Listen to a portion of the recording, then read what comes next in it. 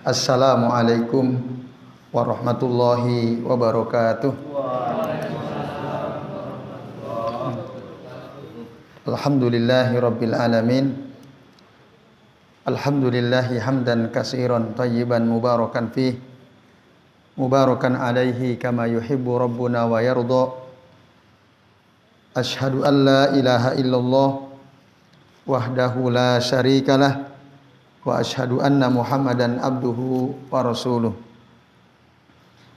Allahumma salli wa sallim wa barik ala Muhammad wa ala ali Muhammad kama shallaita wa barakta ala Ibrahim wa ala ali Ibrahim fil alamin innaka Hamidum Majid.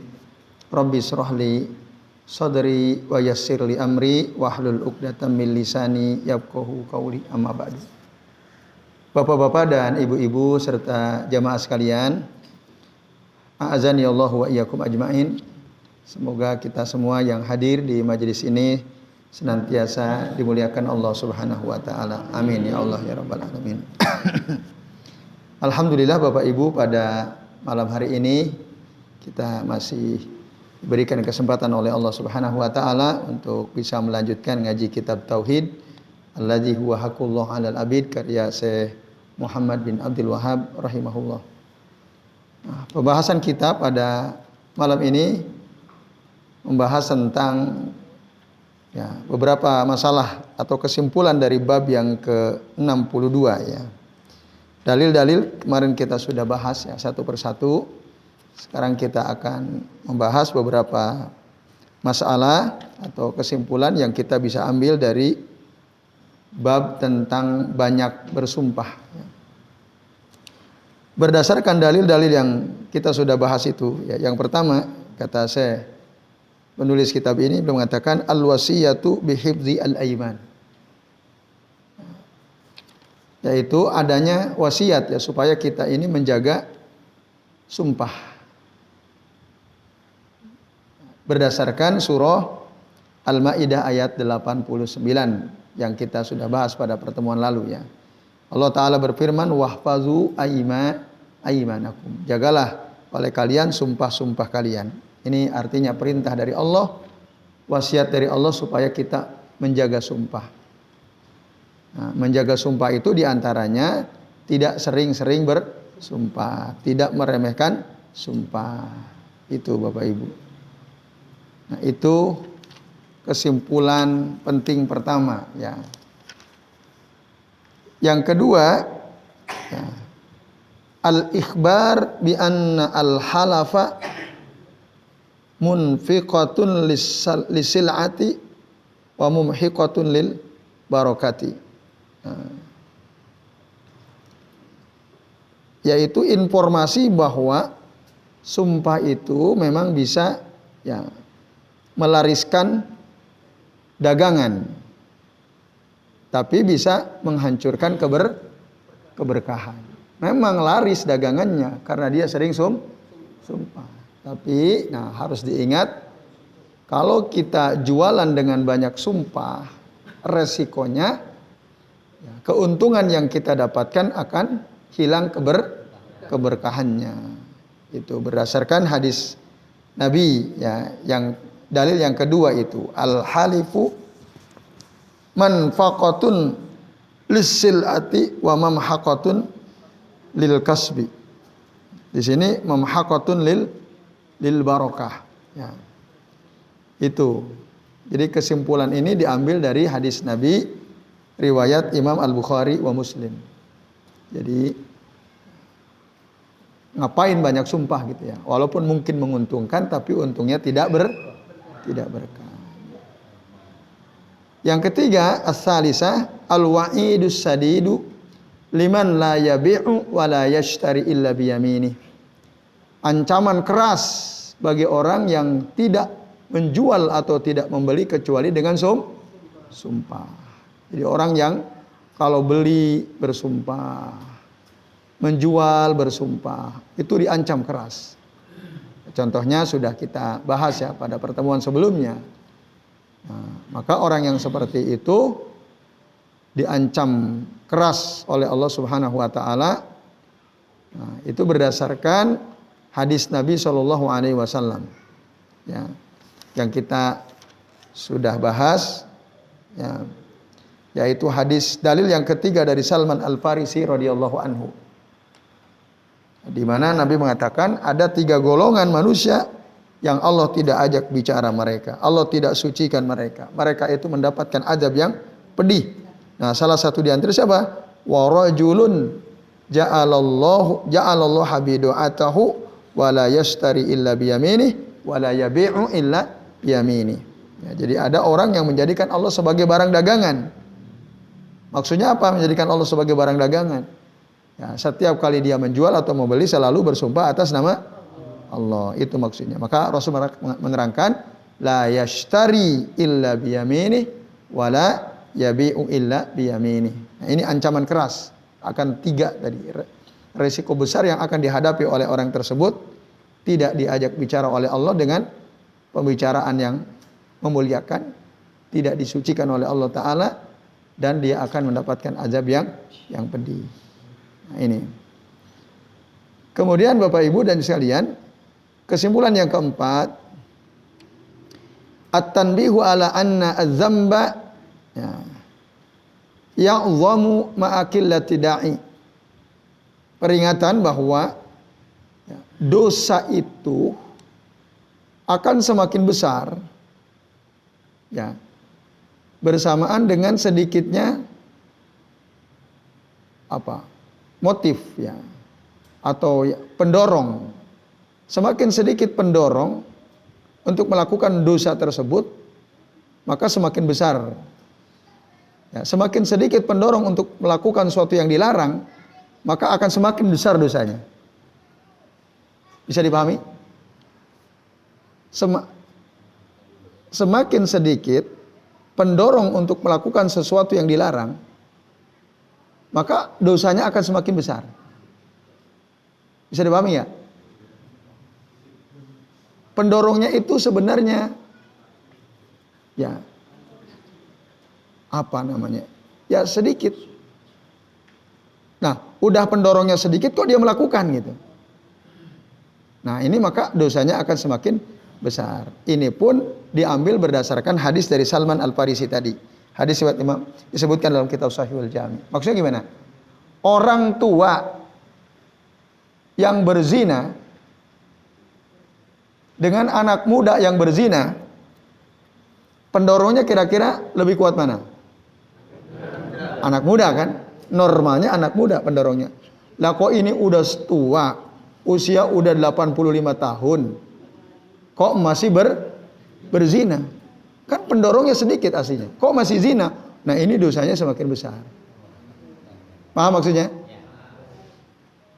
Orang kaya sombong, orang kaya sombong, orang miskin sombong. Kan orang kaya sombong biasa, tapi kalau ada orang miskin kok sombong, luar biasa. Udah enggak ada pendorongnya kok dia malah sombong gitu. Nah, itu, maka semakin besar dosanya. Nah, itu ya Bapak Ibu dan jamaah sekalian rahimani wa rahimakumullah. Nah, itu. Jelas ya? Nah, itu. Maka itu kesimpulan yang dimaksud pada poin yang keempat diambil dari dalil hadis Salman Al Farisi tadi. Nah, pendorongnya itu kecil lah, kok dia masih melakukan? Harusnya kalau pendorongnya kecil dia mampu harusnya mampu sehingga dia tidak melakukan, lah kok masih tetap melakukan. Nah, ini yang dimaksud, ya, anna azamba ya'zamu ma'akillati da'i, itu maksudnya. Yang kelima, al-khamisah zamul ladzina yahlifuna wala yustahlafun. Ya. Celaan terhadap orang yang bersumpah padahal dia tidak diminta untuk bersumpah. Itu tercela. Enggak minta, orang enggak minta dia bersumpah, dia malah swear saya sumpah ini. Benar saya bersumpah. Lah, siapa yang minta kamu sumpah? Nah, orang yang seperti itu mazmum, tercela, Bapak Ibu dan Ibu sekalian. Nah, itu berdasarkan hadis Nabi, ya, yang juga dari Salman Al Farisi tadi, wa rajulun ja'alallaha bido'atahu la yashtari illa biyaminih wa la yabi'u illa biyaminih. Itu ya Bapak Ibu dan jamaah sekalian. Oh maaf, bukan dari situ ya. Ini perlu dikoreksi. Berdasarkan hadis yang di bawahnya. Ya. Yang itu ya, yashhaduna wala yustashhadun ya. Mereka bersaksi padahal tidak dimintai kesaksiannya. Itu yakhununa wala yu'tamanun wa yanziruna wala yufun wa yadharu fihim as-siman itu. Nah, ini Bapak Ibu dan jamaah sekalian, yaitu generasi setelah 3 generasi terbaik ya. Atau pada hadis Abdullah bin Mas'ud itu, summa yaji'u qaumun tasbiku sahadatu ahadihim biyaminahu wa yaminuhu sahadatahu. Nah, ini ya dalil yang dijadikan dasar bahwa orang yang bersumpah padahal dia tidak diminta sumpah itu tercela. Tapi nah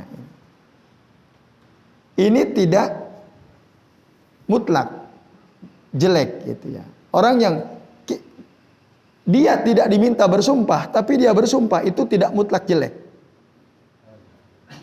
Tidak otomatis jelek, enggak. Karena faktanya Nabi ya sallallahu alaihi wasallam beliau juga bersumpah walaupun tidak diminta untuk bersumpah. Dan banyak sekali itu hadis-hadis Nabi yang menjelaskan Rasul bersumpah tanpa diminta. Seperti misalnya kita sering mendapatkan ada dalam hadis Nabi itu kalimat ya walladzi nafsu biyadi, walladzi nafsi ya walladzi nafsi biyadihi, demi zat, nah kan sumpah, demi zat yang jiwaku ada dalam genggaman tangannya. Nah, banyak tuh kalimat itu disebutkan. Ketika Nabi akan menjelaskan perkara penting, beliau sering bersumpah. Walladzi nafsi biyadihi. Nah itu. Bahkan dalam Al-Quran pun ada itu. 3 kali disebutkan dalam Al-Quran Nabi bersumpah tanpa diminta. Yang pertama dalam surah Yunus ayat 53. Ya. Wa yastanbi'unaka ahakun huwa kul i wa rabbi. Nah, jadi mereka ya orang-orang kafir itu ya yastanbi'unaka, minta keterangan darimu, minta berita darimu, apakah kiamat itu benar adanya? Ya, kul katakan i itu demi wa rabbi ya, demi Tuhanku. Itu sumpah, warabbi itu harf waw al-qasam namanya. I warabbi. Nah. Kemudian dalam surah yang lain, surah At-Taghabun ayat 7, Allah Taala berfirman, za'amal ladzina kafaru, orang-orang kafir itu mengklaim allan yub'asu, bahwa mereka tidak akan dibangkitkan. Setelah mati tidak akan dibangkitkan. Qul kata Allah, katakan Muhammad, bala. Ya kalian akan dibangkitkan. Wa rabbi, demi Tuhanku, latub asunna, kalian pasti akan dibangkitkan. Itu yang kedua. Yang ketiga dalam surah Saba ayat 3, wa qala alladzina kafaru, dan orang-orang kafir itu berkata, la ta'tina sa'ah, tidak akan datang kepada kami hari kiamat. Qul katakan Muhammad, bala wa rabbi la ta'tiyannakum. Ya demi Allah Tuhanku, hari kiamat itu pasti akan datang kepada kalian. Nah ini, jadi Bapak Ibu bersumpah untuk menjelaskan perkara penting itu tidak tercela. Tidak tercela walaupun tidak diminta. Tapi dalam perkara yang tidak penting ya enggak usah bersumpah. Ya ini. Nah, jadi Bapak sekalian, bersumpah itu kalau memang dibutuhkan ya untuk kemaslahatan fa innahu jaiz, maka itu boleh. Bahkan qad yakunu manduban ilaih, bahkan bisa jadi dianjurkan. Itu seperti kisah sumpahnya Nabi SAW, misalnya ketika ya, kisah wanita Mahzumiyah yang mencuri dan diputuskan untuk dipotong tangannya, lalu Usamah bin Zaid bin Harisah mau bernegosiasi dengan Nabi supaya si wanita pencuri ini tidak dipotong tangannya. Karena atas permintaan suku Makhzumi, cobalah engkau ya dekati Nabi agar si orang yang mencuri dari kalangan mereka itu tidak dipotong tangannya. Lalu waktu itu Rasul naik ke atas mimbar dan beliau tegas mengatakan, innama ahlakal ladina man kana qablakum. Ya. Idza syariqa minhum asy-syarifu tarakuhu wa idza syariqa minhum ad-dhaif aqamu alaihi al-had. Sesungguhnya binasanya kaum sebelum kalian itu adalah disebabkan karena apa? Apabila ada orang terhormat ya, mencuri, hukum tidak ditegakkan. Tapi idza syariqa minhum ad-dhaif, tapi kalau ada orang lemah yang mencuri, aqamu alaihi al-had, mereka tegakkan hukum. Lalu Rasul bersumpah, kata Nabi apa? Wa ayyimallahi, demi Allah kata Rasul, lau anna Fatimah binta Muhammadin sariqat laqata'tu yadaha. Andai kata Fatimah putrinya Muhammad mencuri, pasti aku akan potong tangannya. Nah, di situ ada wa ayyimallah. Itu kata sumpah dalam perkara penting. Nah, ini Bapak Ibu dan jamaah sekalian, a'azani Allahu wa iyyakum ajmain. Nah, itu. Nah, kemudian yang keenam, ya, sana'uhu sallam ala al-quruni salasah awil arba'ah wa dzakara ma yahdusu ba'dahum. Ya. Sanjungan Rasul sallam kepada generasi 3 generasi atau 4 generasi pertama. Dan Rasul menyebutkan apa yang akan terjadi setelah generasi mereka berdasarkan 2 dalil terakhir itu ya. Khairun nasi qarni atau khairu ummati qarni. Nah, itu dasarnya. Jadi ya, Rasul memberitahu bahwa generasi terbaik itu adalah 3 generasi pertama. Berarti generasi siapa? Generasi as-sahabah, generasi at-tabi'in dan generasi tabi'ut tabi'in. Yeah. Kemudian Bapak Ibu dan sekalian, kesimpulan yang ketujuh, celaan terhadap orang-orang yang bersaksi padahal tidak dimintai saksi. Nah, itu hadisnya berdasarkan hadis Imran bin Husain ya. Kemudian yang terakhir, yang ke-8, ya, kaunu as-salaf yadribuna sigor ala asyhadati wal ahad. Keadaan para salafus saleh, mereka itu memukul anak kecil disebabkan karena anak itu berani bersumpah atau berani berjanji, tapi sumpahnya ya sumpah enggak benar, janjinya tidak ditepati. Nah, itu dulu ya, pada generasi terbaik itu mereka dipukul. Nah, sebagaimana diterangkan oleh Ibrahim An-Nakhai ya, kanu yadribuna ala syahadati wal ahdi. Ya, ini Bapak Ibu dan jamaah sekalian ya. Ini udah waktunya Isya. Berapa menit lagi? Masih ada waktu ya sedikit. Baik, saya tuntaskan. Nah, di sini ada catatan penting dari Ibnu Al-Utsaimin rahimahullah. Jadi Bapak Ibu dan jamaah sekalian, ya, berdasarkan hadis atau asar dari Ibrahim An-Nakhai, ya, menunjukkan bahwa betapa janji itu perkara besar, kesaksian itu perkara besar.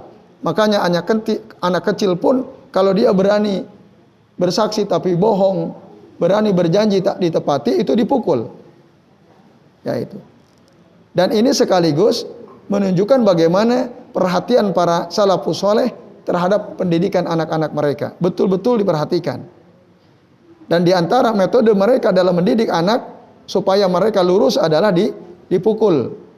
Itu. Dipukul. Nah, itu berdasarkan atau bersandarkan kepada pengarahan Nabi Shallallahu Alaihi Wasallam kepada ya anak kecil atau kepada para sahabat ya yang punya anak ya, di mana Nabi menyuruh sahabat untuk memukul anaknya ketika anaknya disuruh sholat tidak mau, wahum asrusinin, sementara mereka usianya sudah 10 tahun. Nah, kan padribuhum ya, padribuhum wahum asrusinin. Jadi muru auladakum bis sholah, suruhlah anak-anak kalian untuk sholat wahum sab'usinin ya, ketika usia mereka 7 tahun, wadribuhum. Ya, fa in abau, pukul mereka kalau enggak mau sholat, wahum asru sinin, sementara usia mereka sudah 10 tahun. Nah, ini manhajun Nabi, metode Nabi fitar biyati al aulad, dalam mendidik anak supaya terbiasa ya, berbuat baik, supaya terbiasa sholat sejak dini. Nah, terakhir sekalian, nah saya mengatakan lakin yushtaratu li jawazid darbi, ya bi khamsati syurut, tapi ada syaratnya. Memukul anak itu untuk mendidik dia ada 5 syarat yang perlu diperhatikan. Syarat pertama, an yakuna shogir qabilan litadib. Hendaknya anak kecil itu bisa menerima pendidikan, bisa paham gitu. Maka pala yadribu man la ya'riful murad bid-darbi. Jangan pukul anak yang belum ngerti apa maksud pukulan itu. Jangan. Jadi anak usia 1 tahun atau anak usia 10 bulan mecahin gelas, dipukul, jepret, dia nggak paham. Anak 10 bulan dipukul, misalnya ya. Atau nyobekin Al-Quran gitu ya. Lah nggak paham. Kalau nggak paham jangan. Sampai dia paham. Maksudnya mukul itu apa. Nah itu satu. An yakuna shogir qabilan lit ta'dib. Bisa menerima pendidikan itu. Yang kedua, an yakuna at-ta'dibu mimman lahu wilayah alaih. Ya, pendidikan itu ya harus dilakukan oleh orang yang punya hak kewalian terhadap anak tersebut. Ya, bisa ayahnya, bisa ibunya, ya bisa ya kakaknya bisa. Ya.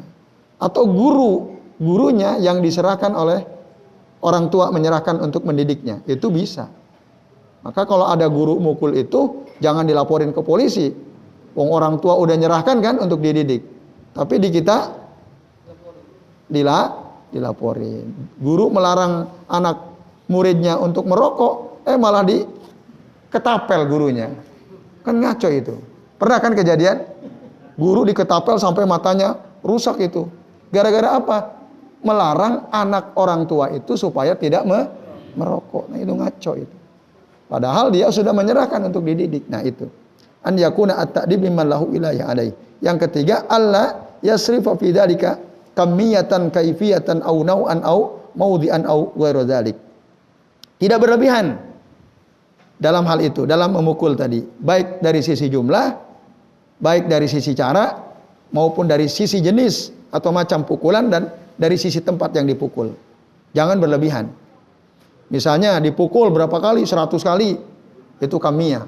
Anak kecil kok usia 7 tahun dipukulnya 100, berlebihan. Nah, kaifiyah, dipukulnya pakai rotan sebesar 3 jari. Wah, itu kan berlebihan ya. Nah ini, atau tempat misalnya, yang dipukul apanya? Kepalanya. Wah itu nggak boleh. Jadi harus diperhatikan, jangan berlebihan. Yang keempat, an yaqa minas shagir ma yastahiqu at-ta'dib alaih. Nah, terjadi sesuatu yang dilakukan oleh si anak itu yang memang sesuatu yang dia lakukan itu dia berhak untuk dididik gitu ya. Dia berhak untuk diingatkan. Dia harus melakukan sesuatu yang salah dulu. Nah, orang anak kecil nggak salah kok dipukul. Kan harus ada sesuatu yang dilakukan yang menyebabkan dia memang harus diberikan pendidikan. Yang terakhir, an yaksuda ta'dibuhu la al-intiqam li nafsihi. Tujuannya adalah apa? Untuk mendidik, bukan untuk balas dendam. Orang tua mukul anak balas dendam gitu ya. Disuruh beli rokok nggak mau, pas salah anaknya dipukul. Tujuannya balas dendam. Gara-gara kamu kemarin nggak mau beliin rokok, jubret. Padahal salahnya disuruh baca Al-Quran nggak mau gitu. Dipukulnya luar biasa gitu ya. Dalam hati orang tua itu, nah, sebab kamu kemarin nggak mau disuruh beli rokok misalnya, atau suruh beli gas misalnya. Anak kecil nggak mungkin beli gas ya. Suruh beli mie goreng lah gitu ya. Nah, gara-gara itu dia nggak mau, dicari-cari kesalahannya. Pas ketemu, pukul. Tapi sebenarnya dalam hati orang tua itu kesel karena kemarin dia disuruh nggak mau. Nah itu namanya liqasdil intiqam. Itu nggak boleh ya. Jadi tujuannya emang untuk mendidik. Nak, baca Quran. Moh, baca Quran. Moh katanya. Tak pukul loh. Ayah baca Quran. Nah, baca Quran tetap nggak mau. Nah, kita pukul jebret gitu. Ayo baca Quran. Nah, ini Bapak sekalian, ya, jadi tujuannya untuk mendidik supaya si anak itu mau melakukan kebaikan. Jadi saya kira ini alhamdulillah tuntas sudah pembahasan bab yang ke-62. Insyaallah nanti kita akan sambung pekan depan bab berikutnya. Karena sudah Isya, kita persilakan muadzin untuk azan dulu ya. Tafadhol. Oke, baik Bapak Ibu dan jamaah sekalian. Itu bel apa itu, Pak? Pak Didik. Iqamah ya. Berarti udah habis waktunya ya. Oke deh. Baik Bapak Ibu dan jamaah sekalian, karena sudah ada alarm iqamah, nampaknya tidak ada kesempatan untuk tanya jawab ya, karena sudah ada. Nanti kalau ada silahkan Bapak Ibu catat dulu, nanti mudah-mudahan pekan depan bisa antum tanyakan ya. Mudah-mudahan. Oke, baik, saya kira demikian sementara yang bisa kita bahas. Jadi sudah tuntas ini bab 62. Besok kita akan memasuki pembahasan bab yang ke-63. Baik Bapak Ibu, mari kita akhiri kajian kita malam ini dengan membaca doa kafaratul majelis. Subhanakallahumma wa bihamdika asyhadu an la ilaha illa anta astaghfiruka wa atubu ilaik. Wa sallallahu ala Muhammadin wa ala alihi wa sahbihi wa baraka wa sallama alaihim ajmain. Billahi taufiq wal hidayah. Wassalamualaikum warahmatullahi wabarakatuh.